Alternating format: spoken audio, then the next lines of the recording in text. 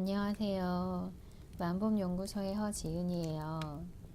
오늘은 셀프 컴패션 책을 읽으려고 하는데요. 읽기 전에 다들 좋아하는 따뜻한 차 한 잔 준비해서 같이 읽을까요? 차가 없으신 분은 물이라도 가지고 와서 이렇게 마시면서 우리 같이 읽어요. 제가 이 책 읽기 전에 크리스틴 네프 영상을 봤거든요. 그런데 이제 그 영상에서 크리스틴 네프는 셀프 컴패션 그 개념을 이제 새롭게 정의하고 척도를 만들어서 꾸준히 연구하고 있는 미국의 심리학 교수예요. 그분이 왜 이제 컴패션에 관심을 갖게 됐는지 심리학자인데, 그리고 그 이후에 하는 여러 가지 교육 활동들의 어떤 의도를 가지고 하고 있는지 뭐 이런 영상도 있는데, 이번에 제가 본 거는 이제 컴패션 능력을 키워갈 때 실제로 내 마음 안에 이제 공간이 생긴다, 여유가 더 생기고, 그렇기 때문에 이제 외부 환경에서 갑작스럽게 충격적이거나 힘든 일이 생겼을 때 그때 빠르게 좀 회복하고 내가 원하는 것을 향해서 이렇게 진정하면서 잘 수행해 갈 수 있다는 이야기들이었어요. 그래서 여전히 이제 꾸준히 연구한 결과들이 계속 입증되면서 이 컴패션 능력을 키우는 것이 아주 중요하고, 점점점 이제 네프도 개인의 컴패션이 아니라 공동체, 우리가 다 함께 다정하게 서로 유대해 갈 수 있는 그 방법들, 방향들에 대해서 얘기하고 있어요.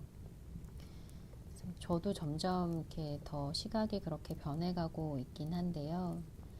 일단 오늘은 내 안에 컴패션을 어떻게 키워볼까, 그 부분에 대해서 우리가 좀 더 살펴볼게요. 컴패션은 타인의 행복을 소망하는 마음이에요. 그 사람이 고통으로부터 벗어나기를 소망하는 건데요. 언제 어디서나 이 컴패션을 경험할 수도 있지만 실은 고통이 전제 조건이 돼요. 그래서 다른 사람의 고통에 내 가슴이 같이 떨리면서 그 고통이 덜어지기를 소망할 때 일어나는 마음이에요. 셀프 컴패션은 고통받고 있는 내 자신을 스스로 돕고자 하는 마음이 드는 거예요. 그래서 나의 셀프 컴패션, 나는 나에 대한 컴패션을 어느 정도 가지고 있을지 우리가 좀 살펴볼게요. 알아차림은 학술 심리학에서 급속히 관심이 커지고 있는 주제예요. 셀프 컴패션에 관한 연구는 알아차림 연구를 이제 바짝 이렇게 뒤따라가고 있는데요. 이 셀프 컴패션 연구의 한 가지 목표는 자신에 대한 시각, 그리고 그 밖에 개인적 자질들이 이를테면 삶에 대한 만족도, 실패 극복하기, 자존감, 지혜와 같은 자질들이 어떻게 연관되어 있는지 파악하는 거예요. 텍사스 대학교 심리학자인 크리스틴 네프, 여기 나오죠. 네프가 셀프 컴패션에 관한 연구에서 대부분 활용되는 척도를 개발했고, 이 척도에서 주요한 요소들은 자기 친절, 인간이 갖고 있는 인간의 보편성, 그리고 마음 챙김. 이제 여기서는 번역을 좀 다르게 하셨는데 보통 이렇게 세 가지로 이제 저희가 번역을 해서 쓰고 있고, 그래서 이런 세 가지 요소와 이제 상반되는 반대의 요소가 있어요. 근데 이 반대의 요소는 이제는 이제 그 이후 연구에서 이게 이제 같이 보기 어렵겠다, 이 척도에서는. 그래서 이렇게 좀 구분해서 보고 있는 추세예요. 그래서 이제 네프의 웹사이트에 가면 여러 연구뿐만 아니라 척도도 활용할 수 있다고 소개하고 있는데, 이제 논문들에 이 셀프 컴패션 척도가 많이들 수록돼 있어요. 특히 학위 논문에. 그래서 쉽게 구하실 수 있어요. 자, 그러면 이제 나에 대한 배려. 이 척도도 저희가 그러면 좀 올려놓을게요. 저희 그 게시판이 있는데, 블로그에 올려놓으면 제일 좋을 것 같네요. 블로그에다 이제 셀프 컴패션, 나는 어느 정도인가 나에 대해서 얼마나 좀 다정하게 친절하게 대하고 있는지 살펴볼 수 있도록 척도도 올려놓도록 할게요.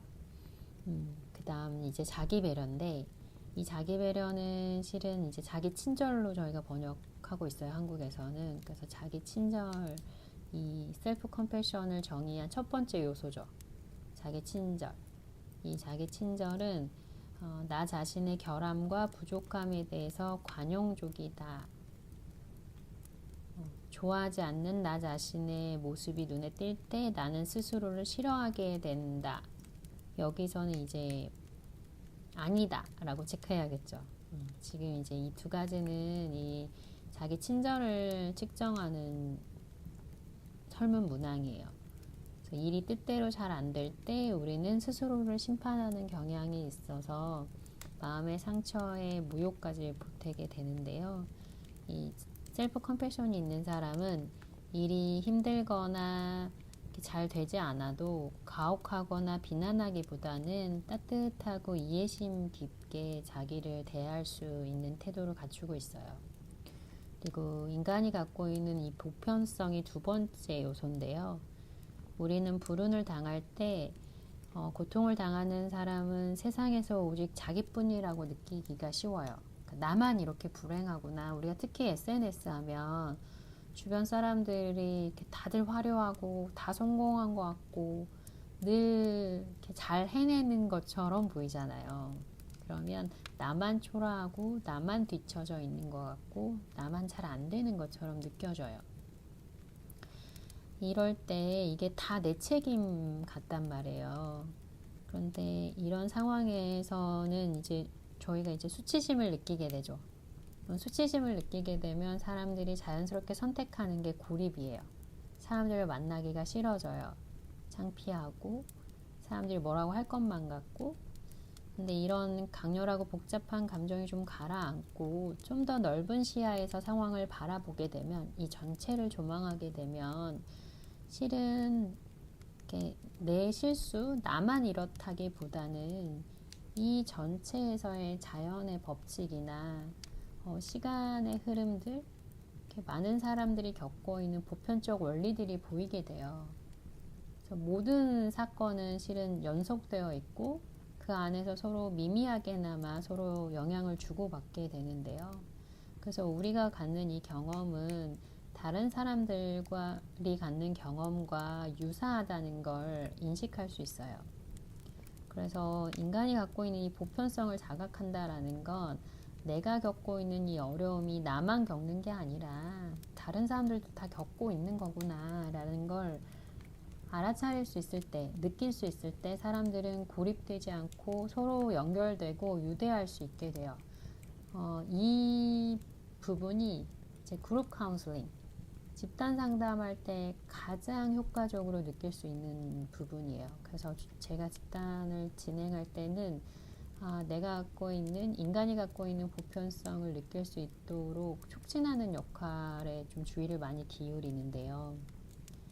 그래서 여러분들이 이제 이 셀프 컴패션 촉도에 나오는 대로 어떤 식으로든 내가 이제 부족하다고 느낄 때 대부분의 사람들은 그런 느낌을 공유한다는 사실을 스스로에게 상기시키려고 애쓴다는 문항을 이제 체크할 수 있게 되는 거죠. 혼자라고 느끼고 고립되었다고 느낄 때는 아마도 이렇게 우울하다고 느낄 때 남들은 대부분 나보다 더 행복하리라고 생각하는 편이다 라는 문항에 체크하게 될 가능성이 높죠. 그리고 이제 세 번째 문항인데, 이거는 이제 마음 챙김, 알아차림이에요. 그래서 셀프 컴패션, 알아차림 이 훈련을 이렇게 계속해 간다라는 건 결국 같이 가요. 셀프 컴패션과 알아차림은. 알아차릴 수 있어야 셀프 컴패션도 키울 수 있는 거거든요. 그래서 어떤 한 현상, 어떤 한 생각에 내가 집착하고 압도돼 있는 것이 아니라 차분하고 균형 잡힌 태도로 나를 고통스럽게 하는 생각과 감정을 인지하고 수용하는 능력을 키워줄 수 있게 돼요.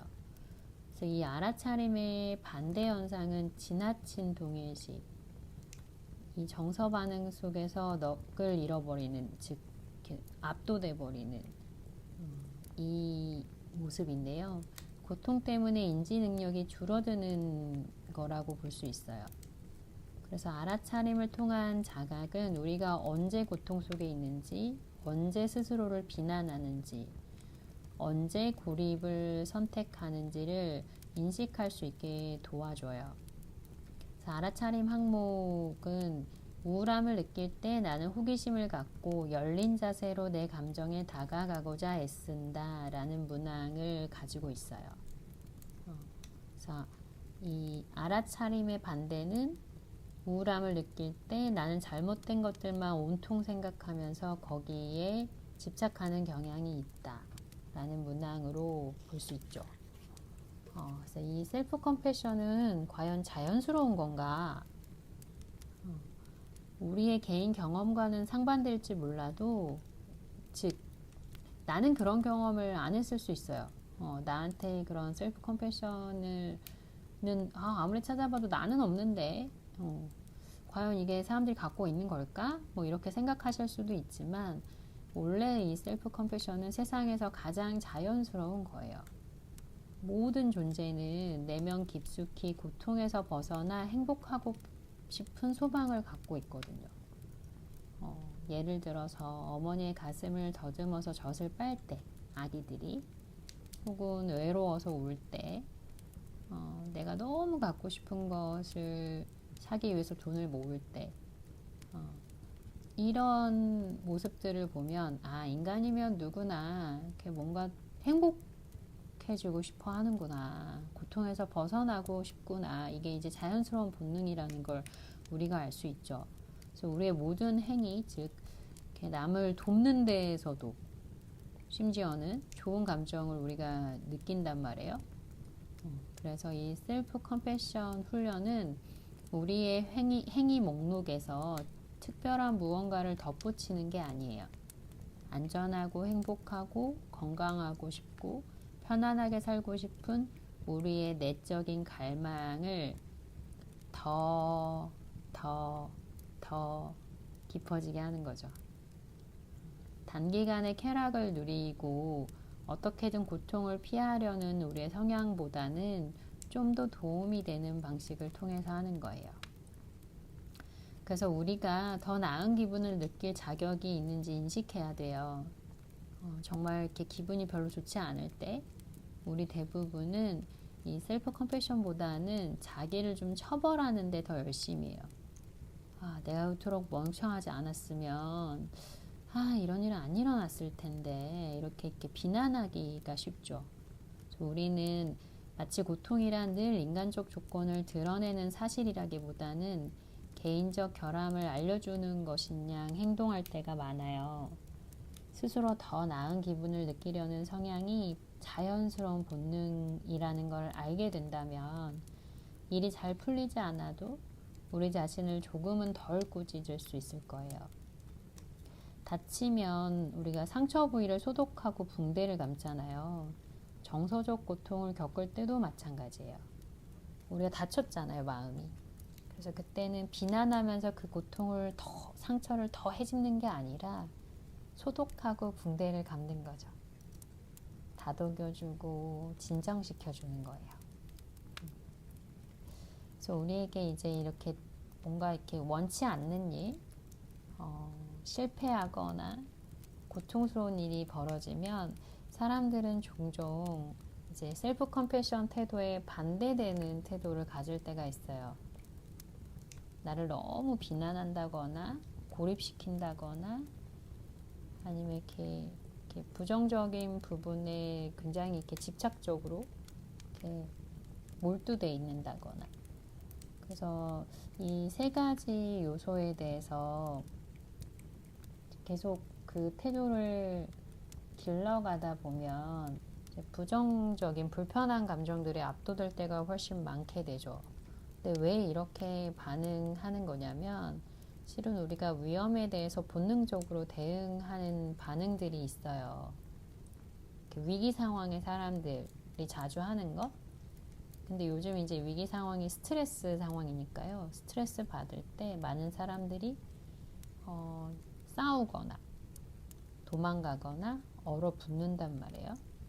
근데 이 세 가지 방법으로 우리가 이제 살아남으려고 하지만 이런 방법을 정신과 정서 기능에 쓸 때는 결국 이렇게 자기 자신한테 하게 되는 거죠. 그래서 싸운다는 건 나를 비난하는 게 되는 거고, 도망간다는 건 나를 고립시키는 게 되고, 얼어붙어 버린다라는 건 내 생각에 내가 아예 갇혀버리는 걸 뜻해요. 과학자들은 최근 스트레스에 대한 또 다른 본능적 반응을 밝혀내고 있는데요. 보살피는 이 보살피기와 친구가 되는 거예요.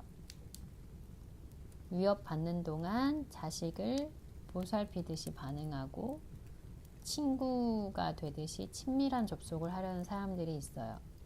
전투, 싸우거나 도망가는 반응, 그리고 보살피거나 친구가 되는 반응이 남녀 모두에게 공통적으로 나타나기는 하지만 대체로 남성보다는 여성들이 보살피거나 친구가 되는 행동을 더 많이 하는 편이에요.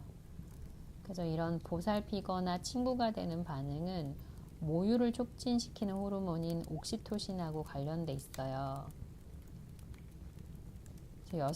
이제 여성 호르몬인 에스트로겐이 대체로 옥시토신의 효과를 촉진시키다 보니 여성이 남성보다는 자기 자신과 친구가 되는 이 셀프 컴패션에 더 큰 친밀감을 느끼기는 해요. 그렇지만 옥시토신은 싸우거나 도망가는 반응의 피해를 막아주는 완충 장치거든요. 그래서 셀프 컴패션은 스트레스로 고통받는 누구나 익힐 가치가 있는 기술이에요. 셀프 컴패션을 실천하기가 부자연스럽거나 어렵다고 생각하는 사람들은 어린 시절에 무시당하거나 학대받았던, 즉 성격이 형성되는 시기에 많은 스트레스를 경험했던 사람들이에요. 그래서 이런 사람들은 이 셀프 컴패션 학습 과정에 시간이 좀 더 많이 걸려요. 그래서 정신적 외상을 겪은 많은 사람들은 기분 좋게 느낄 자격이 본인에겐 없다고 느끼거나 기분 좋게 느끼는 훈련을 그다지 해본 적이 없어요. 그래서 안전한 수준에서 정서적 고통을 겪는 게 참 어려워요. 그러니까 안전한 수준에서 정서적 고통을 겪는다는 건 무슨 말이냐면 이 정서적 고통 자체가 그 자체로 이미 고통스럽잖아요. 근데 이 고통을 회피하거나 억압한다고 해소되지 않아요. 그래서 결국은 나를 고통스럽게 하는 게 무엇인지 우리가 접촉하고 느끼고 수용해 가야 되는데 이 과정이 무섭단 말이죠. 그래서 이걸 어떻게 하면 좀 안전하게 내가 접촉하고 부작용 없이 잘 수용해 갈 수 있을 것인가. 그러면 이 안전한 대상과 그 작업을 해야 될 텐데 그 경험 자체가 없는 거죠. 살아가는 삶에서.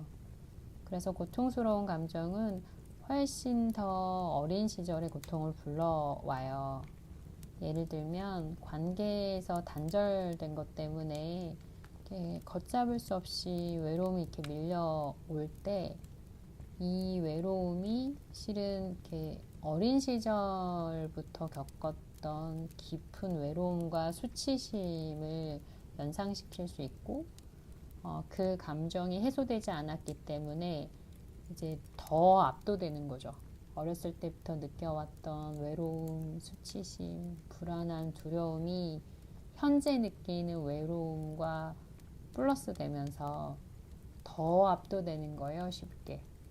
이런 분들이 이제 외로움이라는 감정이 굉장히 취약할 수 있어요.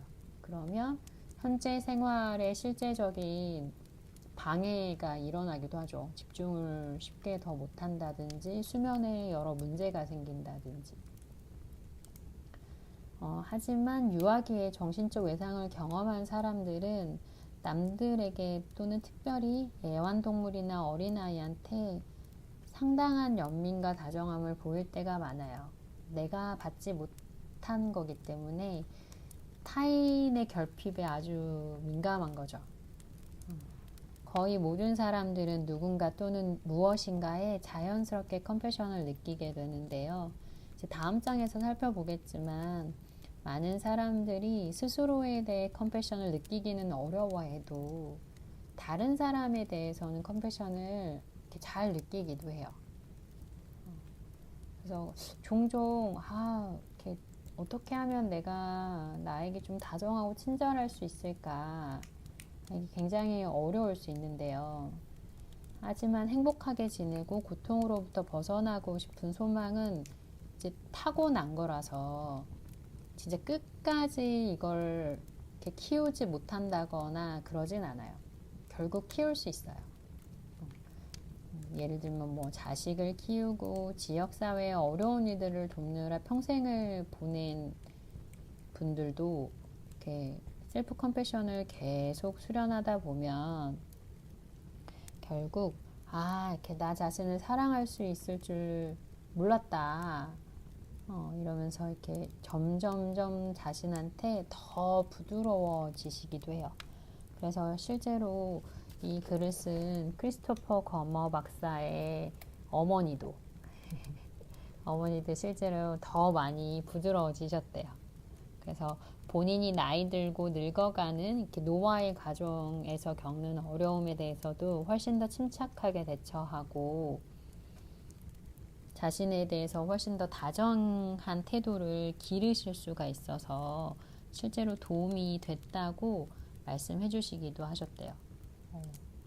참 이 심리학이 참 좋은 게 상담에서 배우는 이 스킬들이 내 삶에 적용하게 됐을 때 나뿐만 아니라 내가 소중하게 사랑하는 이 특별한 사람들, 나에게 가장 소중한 사람들에게 제일 많은 혜택을 줄 수 있어요. 진짜 감사한 일이죠. 공부를 하면 할수록 내가 성장하고 내가 사랑하는 사람들이 성장하고 내가 자주 만나는 내 친구들 뿐만 아니라 내 클라이언트들이 그들 삶을 회복시키고 그들의 가정이나 직장이나 속한 공동체 안에서 좋은 영향력들을 발휘할 수 있게 해주니까요. 자, 그렇다면 이제 많은 분들이 오해하고 있는 건데 셀프 컴패션은 이기적인가? 우리 대부분은 스스로에게 주목할 때 약간은 제의식을 느낀다. 너무도 많은 사람들한테 나보다 더 심각한 문제가 있는데 내 문제는 거기에 비하면 진짜 아무것도 아닌데 그렇기 때문에 이제 불평등하지 않아야 된다고 많은 사람들이 이제 생각을 해요. 그래서 이렇게 나에게 이렇게 너무 이렇게 이해하고 다독이고 다정하게 해준다라는 게 오히려 나를 게으르게 만들지 않아요? 이런 말들을 많이 하시거든요, 실제로. 그래서 이렇게 나를 이렇게 돌보는 거에 대한 두려움들이 많이 생겨요. 근데 이제 처음에 이렇게 나를 이렇게 보살피는 게 해봤던 게 아니라서 그런 태도를 가지려면 나한테 좀 시간을 할애해야겠죠. 근데 이 자체도 나한테 그렇게까지 해도 되나? 그거 너무 좀 이기적인 거 아닌가? 내가 갖고 있는 이 고통이 어려움이 뭐 대단한 것도 아닌데 그걸 이렇게까지 이렇게 살펴봐 줘야 하나 이런 생각들을 하신단 말이죠. 그래서 이 셀프 컴패션에 능숙해지려면 이렇게 매번 잠깐 시간을 내시면 돼요. 이렇게 몇 초나 몇 분이면 실은 충분해요. 계속 이렇게 리마인드를 하려고 우리가 살긴 어렵잖아요. 그래서 제가 유튜브에 올렸던 것처럼 이렇게 호흡하면서 나에게 필요한 문장들 리마인드 할 수 있는 나를 바라보는 시선을 좀 바꿀 수 있는 그런 문장들을 호흡하면서 되뇌이셔도 좋아요. 우리 문제를 남들의 문제와 비교하는 것은 개인적인 고통을 부인하고 회피하는 방식이 될 수도 있어요. 그래서 오히려 그 문제에 더 오래 매달리게 만들기도 해요. 이제 보면 이제 나라마다 좀 특징들이 있을 수 있는데 저자가 세계 여행을 하면서 미국 사람들을 좀 봤더니 미국 사람들은 기분이 안 좋을 때 특히 당황이 안 돼요. 마치 뭔가 잘못을 저지른 것 같고 어떤 식으로든 자기 인격에 실망하게 됐다고 느껴서 더 당황한대요. 미국의 종교단체 가운데는 물질적 성공을 신의 은혜를 받는 것과 같이 여기는 단체들이 있어서 뭐 뉴에이지 신학자들은 아군, 이렇게 불행한 거, 이렇게 불행, 실패는 이건 나쁜 업이다. 즉 과거 잘못된 행위의 결과다라고 설명하기도 한대요. 그래서 문화적 요인들은 고통을 마주보고 다정하게 대하도록 격려하기보다는 오히려 그 고통스러운 사람을 격리하고 책망하는 데 기여하기도 해요. 셀프 컴패션이 스스로를 이기적이고 자기중심적으로 만들어서 다른 사람들로부터 자신을 고립시킬 개인의 어떤 보호막이 되지 않을까 우려하는 사람들이 있는데 실제로는 그 반대예요. 스스로에게 가슴을 이렇게 활짝 열수록 우리는 남들에게 더 많은 친밀감을 느낄 수 있어요.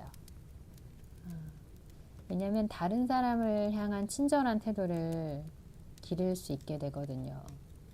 내가 가진 나의 특별함을 받아들일 때 다른 사람에게도 좀 더 수용적이 될 수 있어요.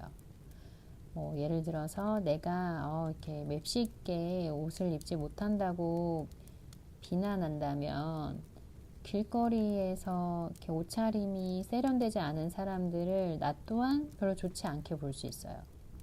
그래서 내가 나의 부족함에 대해서 이렇게 잘 받아들일 수 있을 때, 다정하게 대할 수 있을 때, 다른 사람의 부족함에 대해서도 기꺼이 다정하게 인사하며 미소 지으며 이야기할 수 있어요.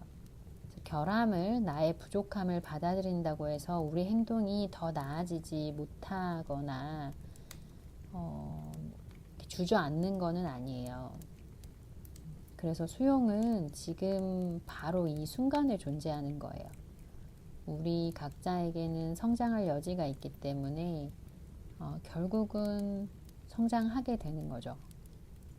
아무리 우리 자신이 서툴고 불완전하고 미련해도 오늘 있는 그들의 모습과 조금 더 친밀해지는 것부터 시작해야 돼요. 매 순간 내 자신을 온전히 받아들이면서 훨씬 쉽게 우리가 가고자 하는 방향으로 적응하고 변화될 수 있어요. 이런 식으로 스스로를 수용할 자격이 우리에게 있는 건지 그걸 우리가 좀 살펴볼게요.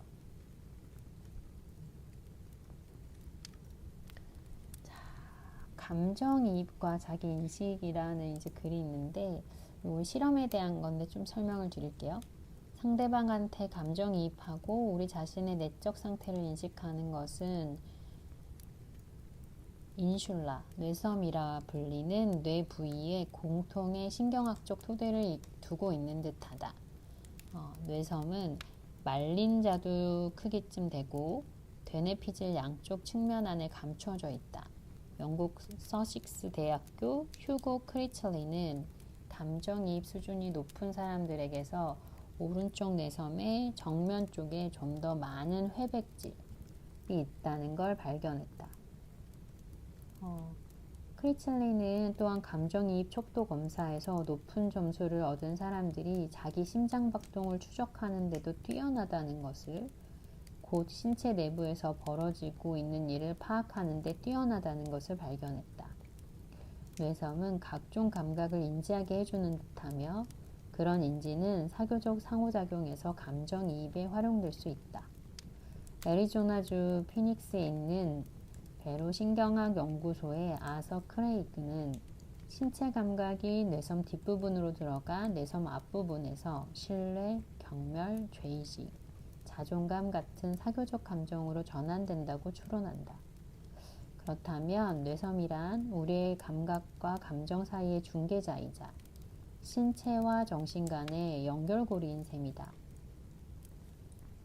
우리가 신체 감각에 대한 알아차림을 통해 괴로운 감정으로부터 벗어날 수 있는지는 명상, 알아차림 명상, 마음 챙김 명상을 통한 뇌섬의 조절로 설명이 이제 가능할 수 있죠. 셀프 컴패션이 나를 이렇게 동정하는 건 아니냐라고 또 궁금해하시는 분들이 있어요. 그러니까 이렇게 나를 가볍게 여기는 마음이 이제 포함된 건 맞는데요. 그렇다고 해서 이렇게 너무 나를 불쌍하게만 보는 건 아니에요. 아, 나만 불쌍하다. 진짜 내가 세상에서 제일 불쌍해. 이거는 실은 오히려 사람들로부터 나를 고립시키는 감정이긴 하죠. 그래서 이 컴패션은 그러니까 모든 살아있는 것들이 겪는 고통의 보편성에 눈을 뜨게 해요. 그래서 내가 겪고 있는 이 고통이 나만 겪고 있는 게 아니고 인간이라면 누구든지 겪을 수 있는 고통이라는 걸 인식할 수 있게 해주는 거예요. 그래서 여러분이 이렇게 내가 겪고 있는 이 고통에 대해서 훨씬 더 잘 알아차리고 인정하고 이렇게 다정한 태도를 취할 때, 그럴 때 이 알아차리고 나를 지지하는 이 태도가 나와 타인을 오히려 이해하게 하고 더 타인과 함께 연결되게 만드는지, 아니면 세상에서 내가 제일 불쌍하고 내가 제일 초라하고 그래서 더 억울하고 더 수치심 느껴지고 그리고 타인과 나를 고립시키려는 방향으로 가는지, 어떤 방향을 향해 가는지에 따라서 이게 컴패션일 수도 있고 아니면 나를 굉장히 불쌍하게 나를 동정하는 태도일 수도 있는 거예요. 그래서 여러분들이 이렇게 내 마음에 일어나는 변화들을 잘 살펴보시면 이게 컴패션을 향해서 가는지 아니면 나를 동정하는 태도로 가고 있는지를 이렇게 금방 아실 수 있고, 그럴 때는 방향을 바꾸셔야죠. 나를 계속 동정한다고 하면 결국 고립될 수밖에 없기 때문에 이렇게 치우치게 되거든요. 그래서 이렇게 돌이키셔서 가는 거예요. 근데 이런 시선을 계속 갖게 되면 자기 초점적주의라고 저희가 또 다른 개념이 있어요, 심리학에. 그래서 계속 더 몰두하는 거예요. 내가 더 불쌍한 상황, 나만 더 잘 안 되는 것 같은 상황들에 내가 선택적으로 더 지각하고 더 초점을 가지고 그런 면들만 부각시켜서 보게 만들 수도 있어요. 그래서 여러분들이 이렇게 이제 나에 대해서 이렇게 다정한 태도를 갖는다는 건 오히려 거기에 주저앉아서 그 상태에 그냥 머물러 있다는 걸 뜻하지 않아요. 오히려 내 고통을 내가 더 잘 알아주게 되면 주저앉거나 게을러지거나 모든 걸 놔버리게 되는 게 아니라 오히려 그 고통 너머에 나의 바램을 인지하게 해주고, 그래서 내가 진정 원하는 것, 왜냐면 내가 행복하길 바라니까요. 인간은 누구나 자아실현 경향성을 가지고 있고 행복해지길 바래요. 제가 갖는 인간관이기도 해요. 그렇기 때문에 이렇게 내 고통을 더 알아주고 수용하고 접촉해 갈 때 결국 거기에 주저앉지 않고 내 안에 있는 또 다른 나의 깊은 바람, 행복하고 기뻐하고 성장하길 바라는, 나답게 잘 성장해 가길 바라는 나의 자연스러운 욕구를 따라갈 수 있게 해주죠. 거기에 머물러 있지 않고 딛고 일어날 수 있게 해줘요. 그 고통을 기꺼이 딛고 일어날 수 있게 해줘요. 저는 이제 제 주변의 지인들뿐만 아니라 제 클라이언트들을 만날 때 정말 많이 발견해요. 아동 청소년뿐만 아니라 성인들을 만날 때 그분들이 얼마나 힘든 상황 속에서도 기꺼이 일어나는지, 다시 일어서려고 하는지. 용기를 내고 다시 또 도전하고 다시 또 노력해 가면서 정말 바라는 그 자신의 바램들, 의미 있는 삶을 살기 위해서 바꿔가는, 기꺼이 자신을 바꿔가는 모습들을 제가 보거든요. 그래서 이 셀프 컴패션은 절대 개인적이거나 이기적이지 않아요. 그래서 우리가 함께 하고 있는 이 사람들 중에 가장 고통받는 사람, 우리가 가장 잘 아는 사람, 우리가 가장 잘 도와줄 수 있는 사람을 도와줄 수 있게 해줘요. 그래서 그 도와준다는 게 이렇게 뭐 여러분일 수도 있고 다른 사람일 수 있고 실은 내 자신일 수도 있는 거죠. 그래서 이 알아차림과 셀프 컴패션에 대해서 우리가 좀 살펴보면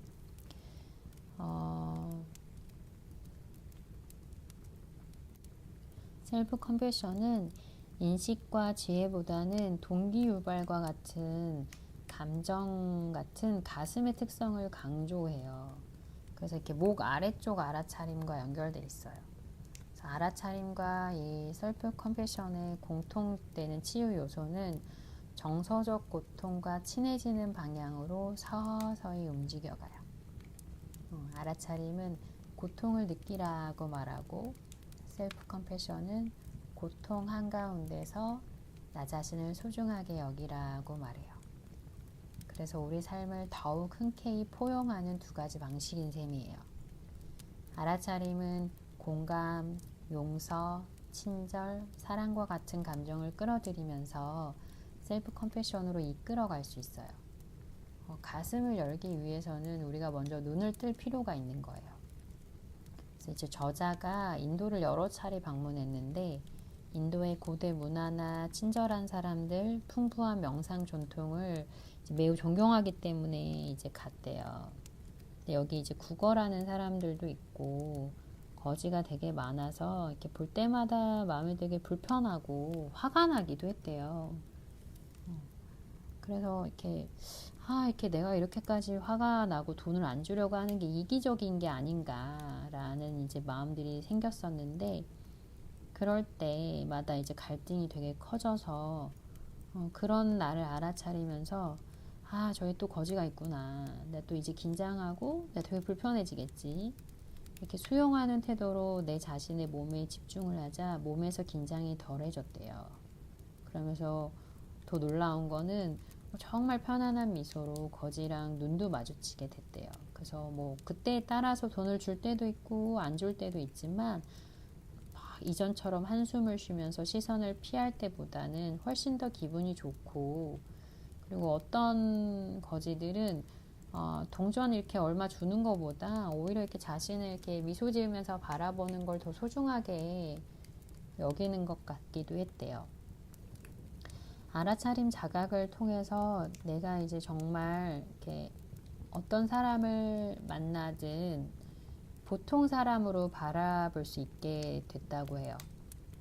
그래서 이렇게 이 사람이 진짜 거질까? 이렇게 의구심을 갖고 볼 때는 이렇게 내가 이제 타인에 대해서 이렇게 판단하는 마음들, 비난하는 마음들이 있었는데 그런 내면의 반응을 이렇게 자각하면서 셀프 컴패션 태도를 더 키워가면 갈수록 나뿐만 아니라 타인에 대해서도 컴패션을 가지고 이렇게 바라볼 수 있게 됐다는 거죠. 이렇게 알아차림 훈련을 하다 보면 자연스럽게 셀프 컴패션으로 이어지게 돼요. 그래서 존 카바진의 MBSR 프로그램이 있어요. 알아차림 훈련을 계속 시키는 건데 이 알아차림 훈련을 통해서 스트레스가 감소하게 되는 프로그램인데요. 이 연구에서 훈련 뒤에 실제로 셀프 컴패션이 굉장히 많이 커진 게 확인이 됐어요. 그래서 이렇게 크나큰 정서적 고통을 겪어서 도움의 손길이 필요할 때는 우리 안에 내재되어 있는 이 컴패션 자질을 드러낼 수 있게 돼요.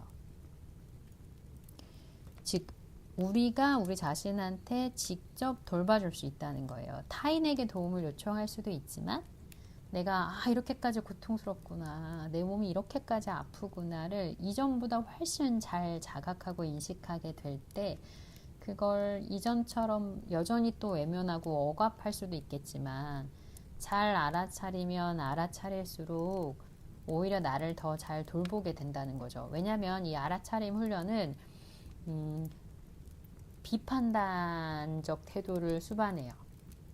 그래서 이렇게 막 비난하고 질책하고 탓하지 않아요.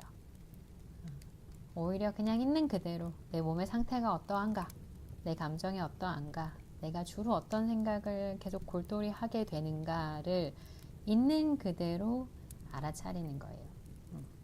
판단하지 않고 비난하지 않고. 그렇기 때문에 그 태도가 될 때, 비판단적인 태도를 내가 갖출 수 있을 때 아주 자연스럽게 컴패션을 향해 가는 거죠. 그래서 이렇게 알아차림 수련을 오래 한 사람들 중에는 자연스럽게 이 컴패션의 위력을 발견한 사람들이 굉장히 많아요. 그래서 이제 저자는 1970년대 중반쯤부터 명상을 시작했는데, 그때는 이제 자애심을 수련을 했고, 몇 년 전부터, 그리고 이제 요즘에는 오히려 이제 컴패션에 더 비중을 두면서 이 컴패션과 알아차림을 이렇게 동시에 더 키울 수 있는 수련을 하고 있대요.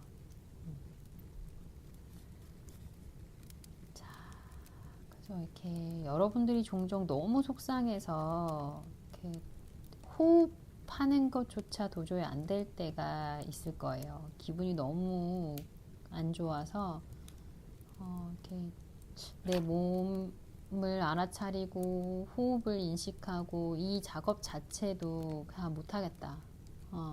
너무 숨 막힌다. 너무 답답하다. 이럴 수 있어요. 그럴 때는 내가 그 정도로 괴롭구나라는 걸 인지하는 것부터 가는 거예요. 그래서 이 셀프 컴패션은 스스로를 향한 호의예요. 스스로의 힘으로 문제를 처리할 수 있을 때까지 잔소리하지 않고, 내가 겪고 있는 어려움에 기꺼이 귀를 기울여 들어주는 다정한 친구처럼 마음을 달래주는 거예요. 빨리 나아져야지. 지금 안 하고 뭐 하는 거야? 이러는 게 아니라, 내가 호흡할 힘도 없구나. 호흡을 이렇게 내 안에 몸이 숨이 들어가고 나가고를 이렇게 살펴보려고 하는, 집중하려고 하는 힘 자체도 없구나. 그 정도로 내가 지금 힘이 없고 무기력하고 고통스럽구나. 그 자체로 그냥 인정하고 인식하는 거예요. 뭘 푸시하지 않고. 그래, 그래서 우리가 친구들 만났을 때 그런 친구들 좋잖아요. 막 솔루션 주고 이렇게 해야지 빨리 하란 말이야.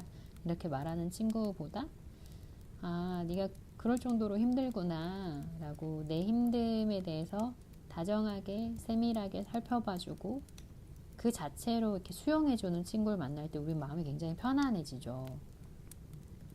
어떤 해결책이 생긴 게 아니라 할지라도. 그래서 우리가 이렇게 능숙하지 않아도 내가 고통스럽다는 사실만 알아차리는 걸로 충분해요. 그래서 이제 시를 하나 좀 읽고 오늘 이제 마무리할게요. 자, 이거는 13세기 페르시아 시인 루미가 쓴 시예요. 같이 음미해 볼게요. 이렇듯 인간이 된다는 건 여행자 숙소가 된다는 것. 매일 아침 새로이 도착하는 기쁨, 우울함, 초라함 같은 어떤 자각이 순간순간 불청객처럼 찾아든다. 그 모두를 환영에 맞아들이라. 설사 그게 온갖 슬픔일지라도. 그래서 사납게 안으로 들이닥쳐 집기를 몽땅 쓸어가더라도 그럼에도 손님 하나하나를 영광스레 대하라. 어쩌면 그 손님이 여러분을 말끔히 정화시키고 있는지 모르니 새로운 즐거움을 가져다 주기 위해. 암울한 생각, 수치심, 악의, 이들을 웃으며 문간에서 맞아 안으로 들이라. 누가 오든 감사히 여기라. 그들 하나하나는 저 먼 곳에서 길잡이로 보내졌으니. 이 시에서처럼 나에게 어떠한 감정이 오든 간에 그 감정을 환영해서 맞아들이라는 거예요. 특정 감정만 선호하고 나를 좀 고통스럽게 하는 감정들은 회피하거나 이렇게 억압해 버리는 게 아니라 어떠한 감정도 실은 나에게 주는 많은 정보거든요. 나를 더 성장시키고 나를 더 깊이 이해할 수 있게 해주는 단서기 때문에 어떤 형태의 감정의 손님들이 내 마음에 찾아오더라도 기꺼이 맞아들이고 그 감정을 있는 그대로 접촉하고 수용하는 거죠. 그러다 보면 자연스럽게 그 감정들이 내 안에 소화되면서 아주 편안하고 어떤 상황에서든 중심을 잘 잡을 수 있는 사람이 될 수 있어요. 네, 오늘은 여기까지 할게요. 오늘 하루도 잘 마무리하고 우리 다음에 또 만나요.